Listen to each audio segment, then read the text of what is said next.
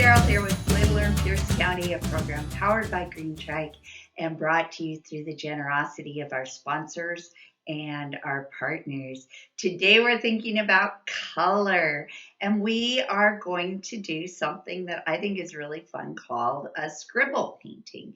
Well, with a scribble painting, one person can just do a big scribble, and then they or people together can fill it all of the spaces in with color and do that. But today we're going to do it a little bit differently. We're going to use some unusual materials, but it is still a really fun collaborative kind of creation that we can do together. So we can work together to fill it in with color and make it beautiful.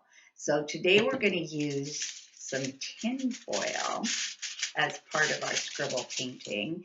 And we're going to start out by making our scribbly lines with glue. And grown-ups, you know how much your preschoolers love to just let glue fall on paper a lot, or on whatever surface we're using. A lot of times kids just like to hold it in one place and make a great big puddle of glue. So for a scribble painting, you might help them move their hands around the paper a little or around the tin foil a little to make more of a scribbly line. So here's our first scribbly line of glue.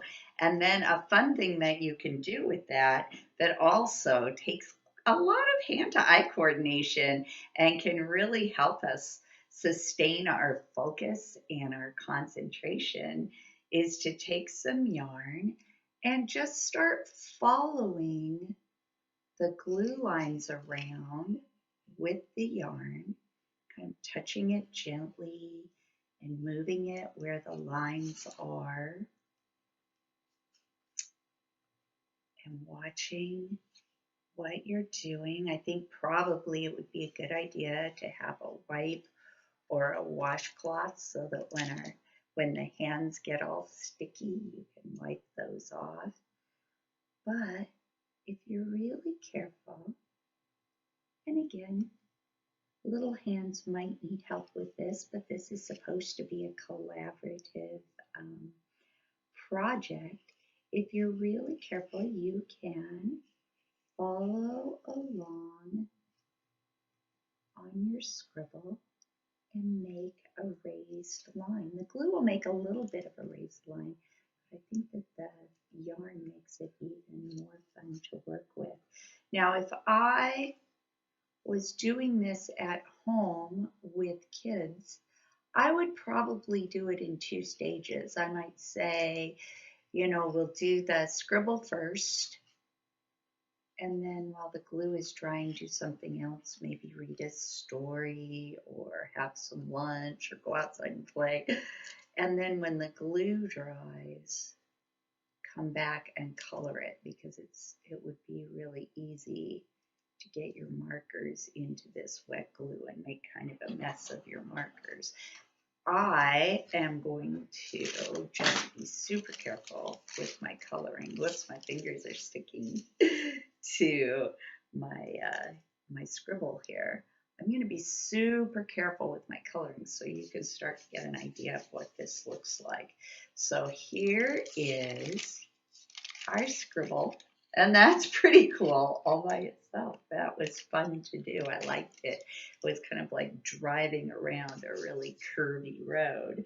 And then you can take your markers, and this is another part where it can be something that you can work together to accomplish. So you can see how there's whoopsie, you can see how there's all sorts of spaces in here that are have lines around them that are made by the glue and the yarn, and different people can just pick different spaces to color in with different colors. So you can kind of see what, maybe you choose your favorite color and somebody else chooses their favorite color to go next to it. I will tell you that that coloring on tinfoil feels really different than coloring on paper. So you might want to talk about that and what you observe about that.